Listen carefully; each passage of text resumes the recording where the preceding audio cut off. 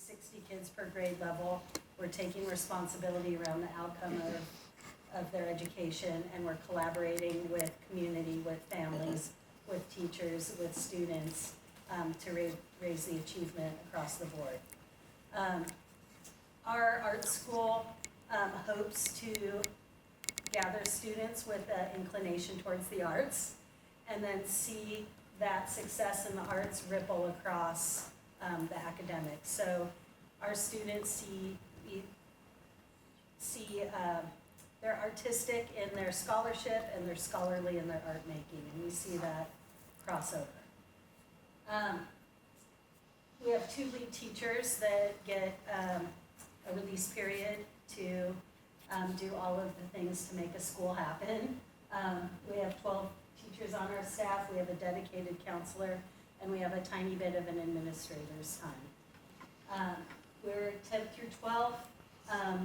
We like to loop our teaching staff, so Ms. Calloway over here teaches both our 10th and 11th grade kids, so when they come in 11th grade, she already knows a lot about their learning styles, and so that's something that's important to our teaching staff.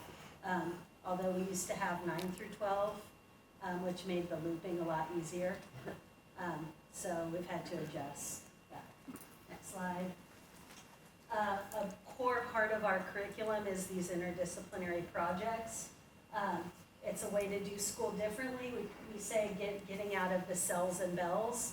So students normally go to 6 periods a day for 1 hour at a time. It's an insane thing to do, to have 6 different expectations in 6 different classrooms every day. So with these big interdisciplinary projects, we can take English, history, science, art, 4 hours a day working on one big project. So we create these projects around things that students are curious about. So we'll get together as a teaching staff and talk about kind of grabby kind of topics, and then work backwards in planning. Like, what are our learning goals for that topic, and how can we get arts integration into it? So all of these large interdisciplinary projects have these things. They're at least English, history, science, and they're arts integrated, so there's art involved. They have a guest artist come in through a partnership with Kala Art Institute, and they culminate in an exhibition or a performance. So the performances are at Berkeley High in the theater, and we have an exhibition at Kala Art Institute, which is coming up in February. Emphasis on studio habits of mind. We use the studio habits of mind. I won't go through explaining it completely, but it was an initiative through Harvard that went into arts classrooms and looked at these 9 things that they saw in successful arts classrooms. And so AHA took those studio habits of mind from developed craft to understand art world, and we wrote them, that's really hard to see, isn't it? We wrote them into all of our curriculum. So how do things that work well in an arts classroom work across the curriculum? Because we know that our students thrive in the arts. So how can we take that learning in the arts and extend it throughout their day? Turning it over to Jamari. Okay. So our current IDP that we are in the middle of right now is called From Here to There, and its focus is on immigration.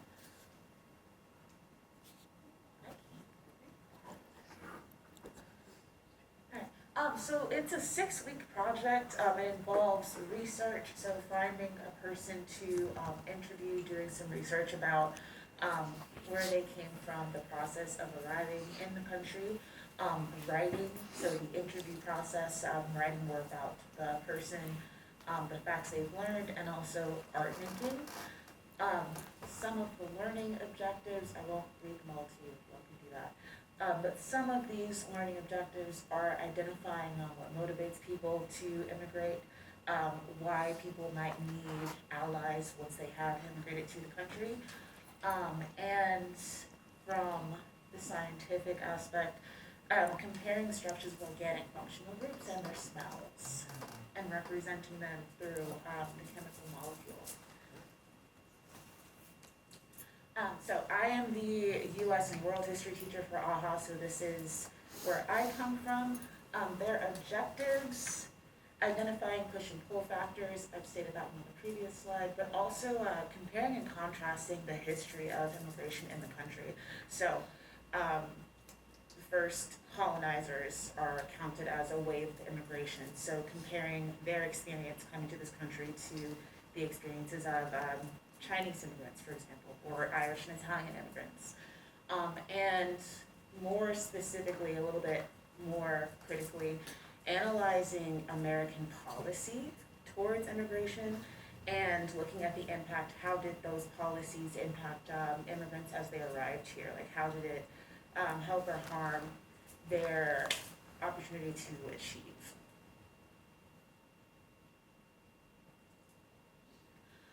So some of how I have approached those standards is having students actually read immigration policy. In one assignment, I gave them excerpts from the Chinese Exclusion Act of 1882, and more recently, the executive order that allocated the funds for the Trump wall. They read those in groups, analyzed what they meant, and then compared and contrasted those two policies as well as two other policies in between those years. I had students look at political cartoons from a variety of periods, 1880 and then further. So this is actually one of the political cartoons that I have them use their artistic skills, use their cultural knowledge to analyze and say, what does the author of this political cartoon believe or want his audience to believe or maybe criticize about immigration to the United States? So that's often a very interesting class conversation with them, like looking at all the images and, gee, what is this person saying about immigrants? Or what is this person saying America believes about immigrants and America's responsibility towards immigrants? Oh, and the final one is creating that visual representation of immigrant influence. So this is a newer aspect of the project for me, but for their final, I will be having them create a PowerPoint that either demonstrates how a specific immigrant group of their choosing has influenced their local region, like say San Francisco or Contra Costa County, or another region if they choose it.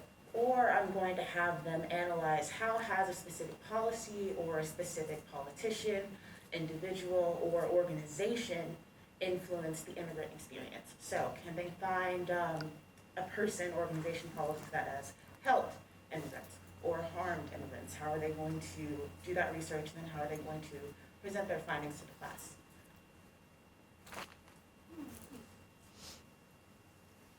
So while they're learning about the historical aspects of immigration in Jamari's class, in my English class, they are focusing on interview skills. We're doing a little bit of like intro to journalism. They find someone to interview who's immigrated to the United States. They conduct an interview with them, transcribe the interview. A few years ago, we were doing this manually. It was very tedious. I'm curious about incorporating AI, how we're addressing AI. And actually, as an English teacher, I have a lot of feelings about AI, but in terms of this project, being able to use AI to transcribe has been a game changer. So kids are transcribing, they're editing oral histories, they're creating a brief artist statement, which is like it's nice to see a really applicable use for their writing, because that's going to be part of our art exhibit in February, so they need to be able to discuss their artistic choices and synthesize those into a writing piece for an authentic audience. They're using all these symbolic elements. They're selecting a quote from their interview to represent on their quote square, and you can see one of the quotes in the back. So they need to be able to articulate that. And a new part we've added this year is, I've found in the past few years when we've done this project, kids were doing these interviews and they just didn't have like enough news story summaries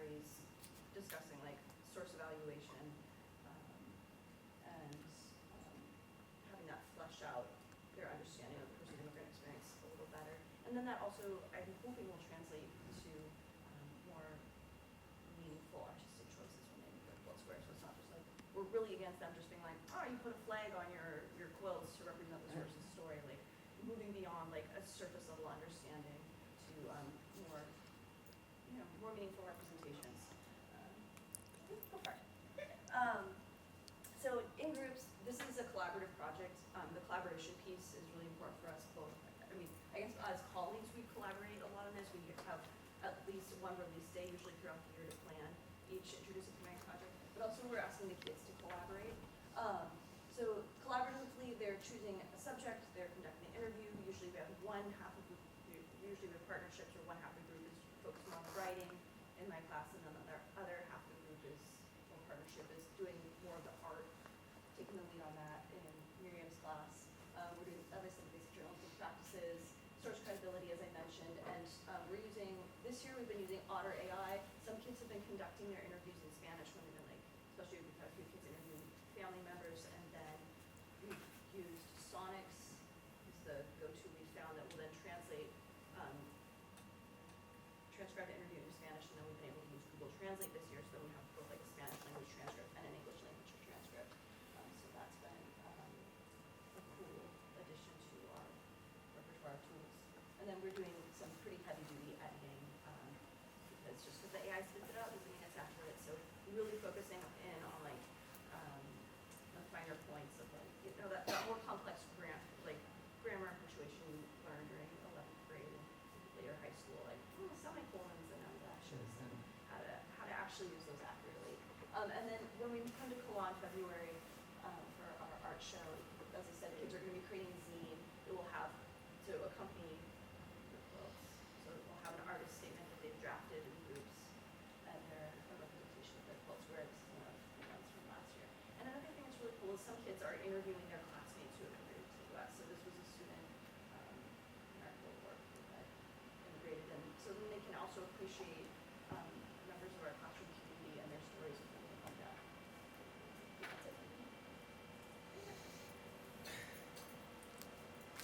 So, I think when we talk about STEAM, we talk about, STEM and then integrating the arts, and as a scientist, like when I first started my teaching career, I was like, how the hell am I going to do this? And then moving to AHA and kind of really seeing and like knowing my own artist background and like kind of figuring out where to kind of go into that, it really allows me to say, okay, what is the common, quote unquote, common chemistry curriculum, and where can we start breaking away from that? Where can we start expanding? Where can we start doing things that are not done in a traditional chemistry classroom? What can we start learning? And so, for this particular project, for this particular IDP, interdisciplinary project, I like to focus on organic functional groups, because the structure and function of a covalent molecule, of an organic molecule, tells a lot about what you can do.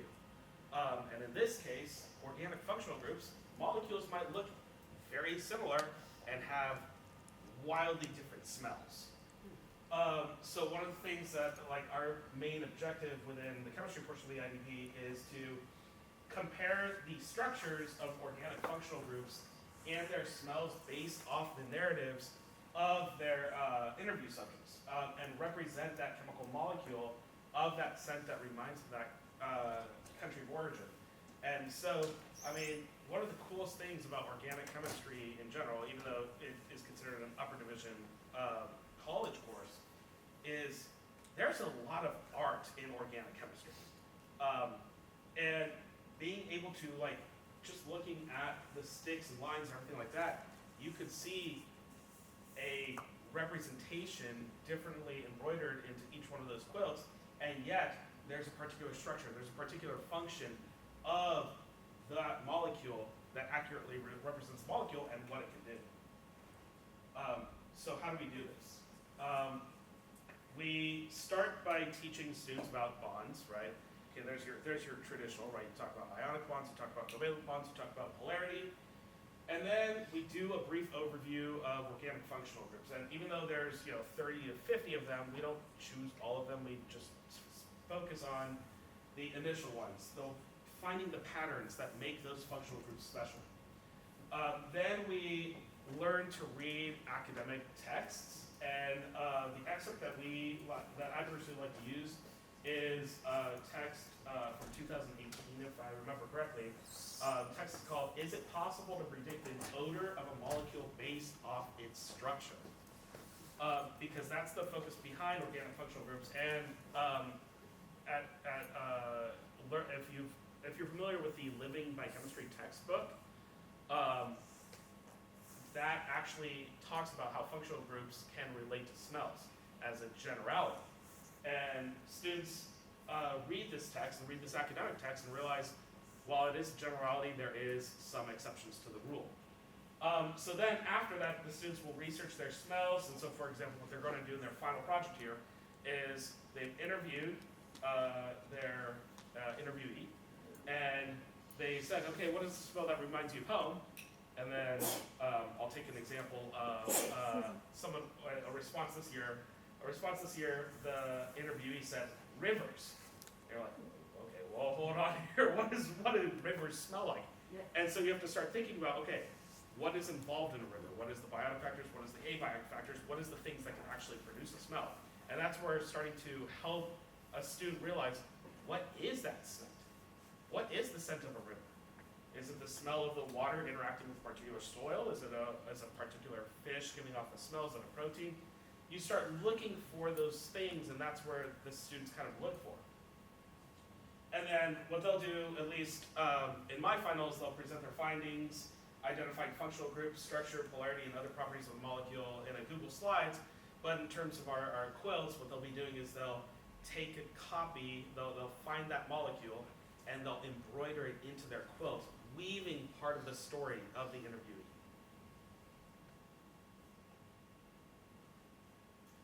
Okay. So the art integration part of this big idea around immigration is making a quilt.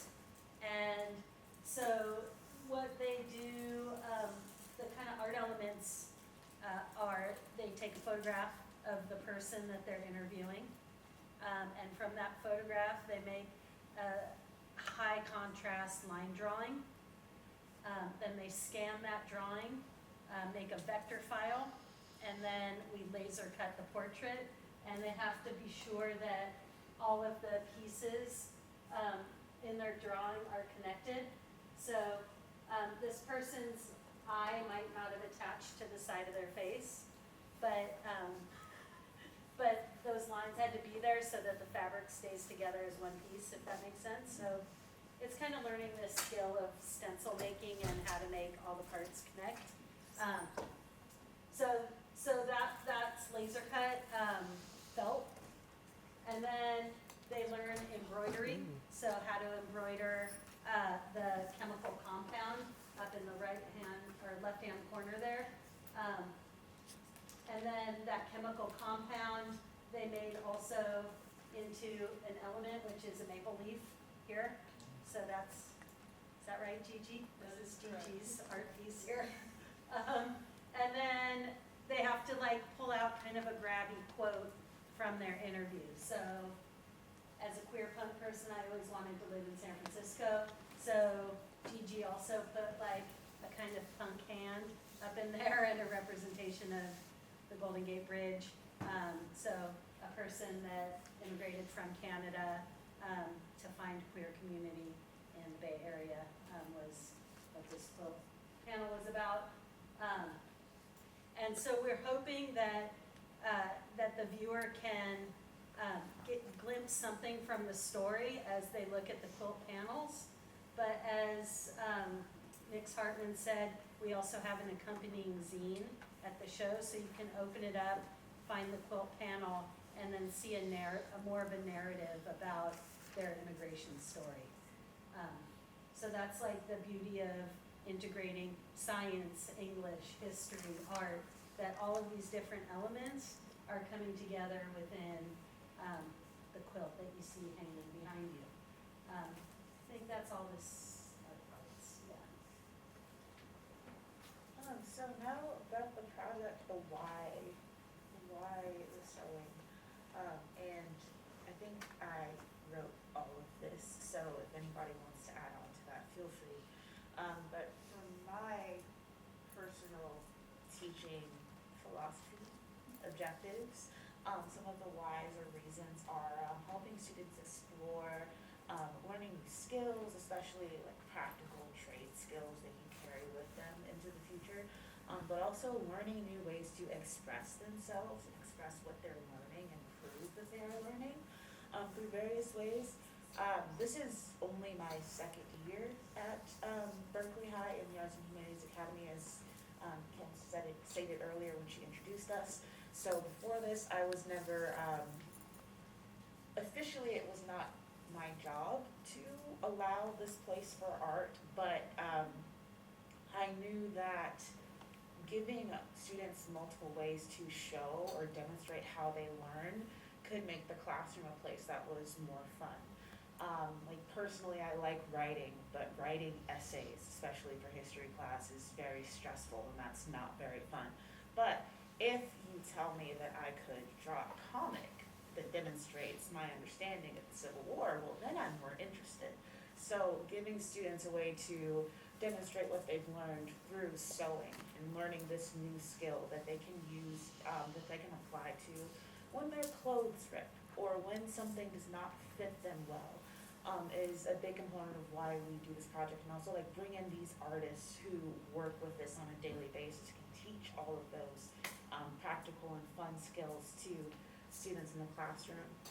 And Yeah, personally, maybe I'll just pop Yeah. in there. I think we forgot to mention that we do bring in guest artists for these big projects. So we have a guest artist right now named Cordy who comes, and Mage, who come to Jamari's class. So in history class, they're sewing, which is an idea of breaking out of those bells and cells, of doing something different in your school day. And that's, part of that is seeing much higher engagement and attendance, because students are also responsible to their partners on the project and don't want to let them down. So we do see with these big projects a way to address the equity gap, in that we're having really high interest every time we do these projects.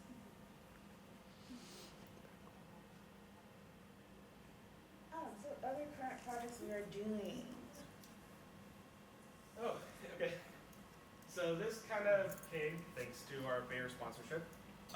This kind of came to me in kind of my background being somebody who is of Greek heritage or Greek culture.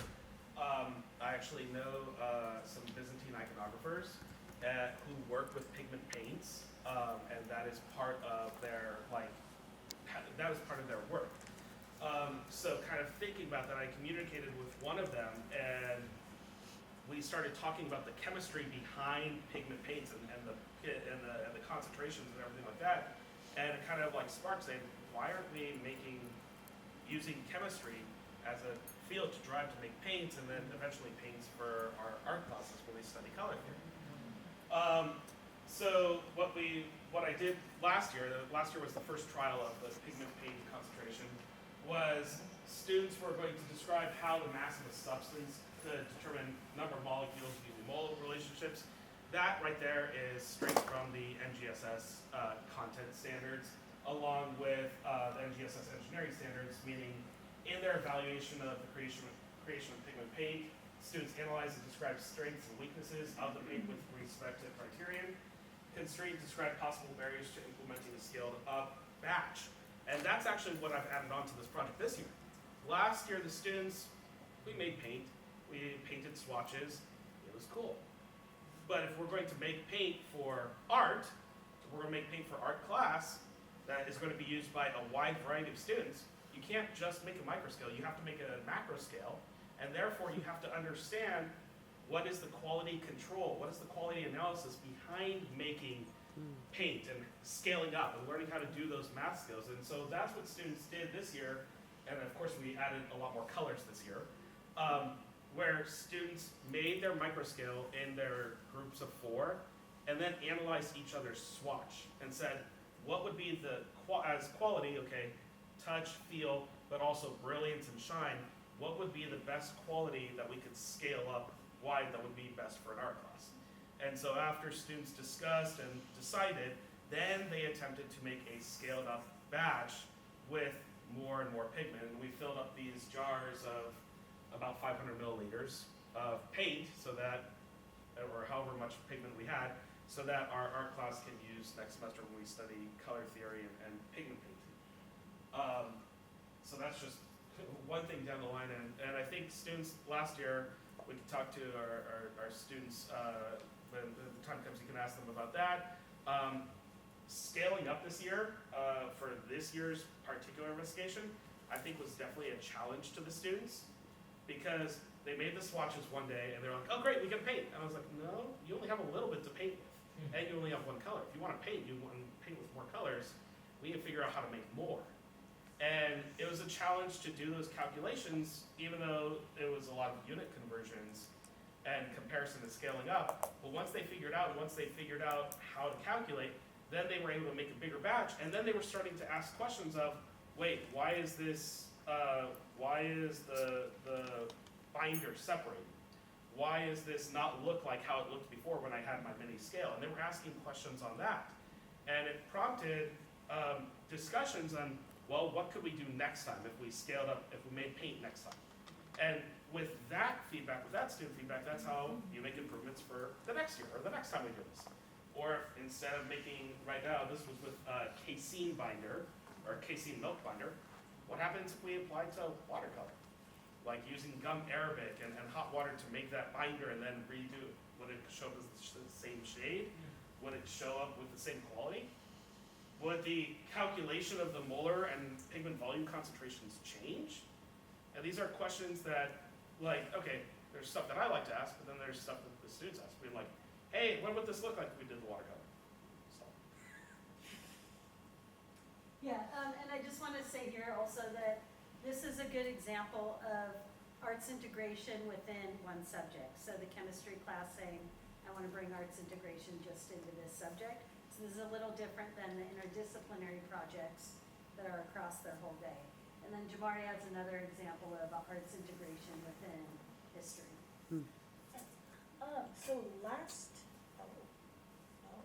I believe that was actually earlier this year, but last school year, I attended an Arias Institute Saturday professional development on composite culture in South Asian history. So we learned or focused a lot on 3 earlier empires in the Indian subcontinent, one of them being the Mauryan Empire.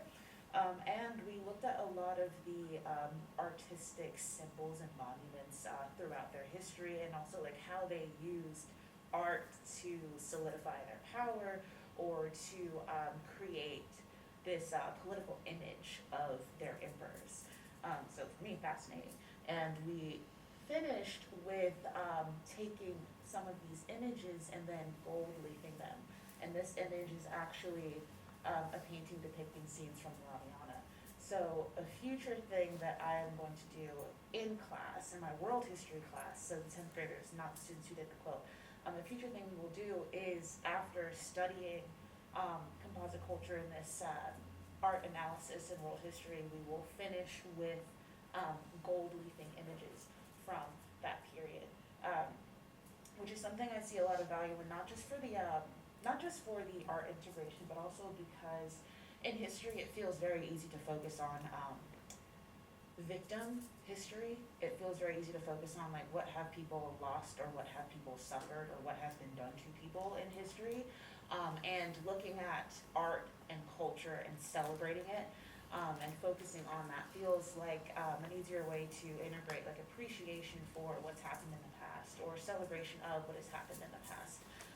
So I am excited to do this and teach something that is more uplifting in history.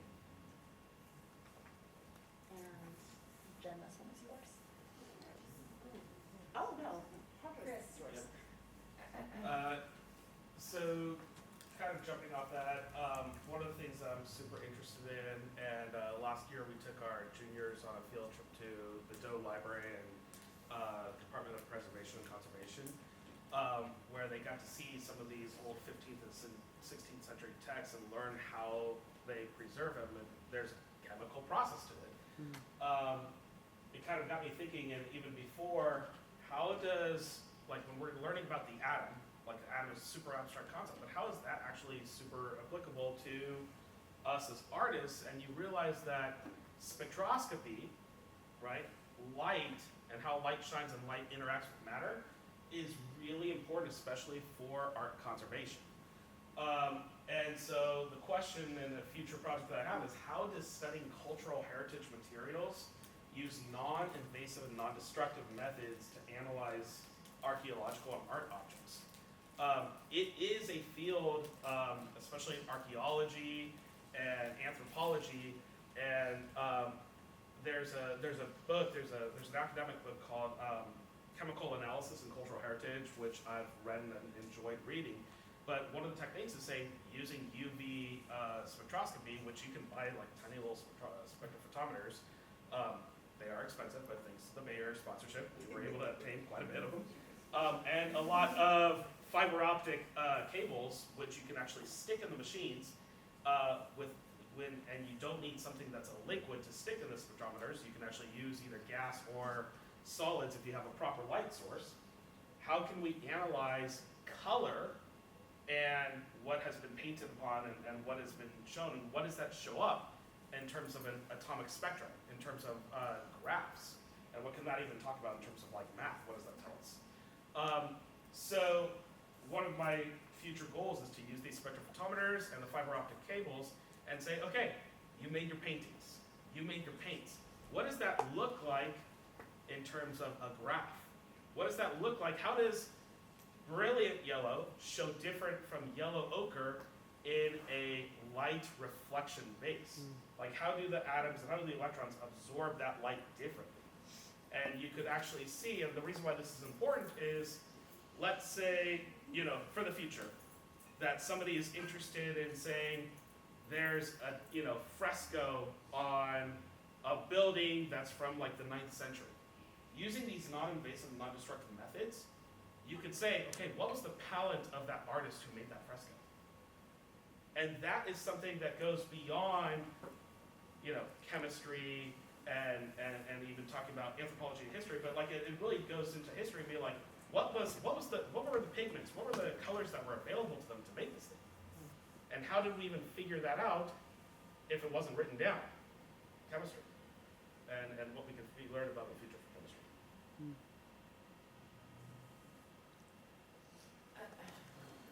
So this is a thing, I should preface this by saying, we've been referring to a few things like our Bayer grant that we haven't really, we should probably explain that a little bit. But doing arts integration in school day is not how, at least the public school system we work within in Berkeley, it's not the default setup. Like, this is requiring like active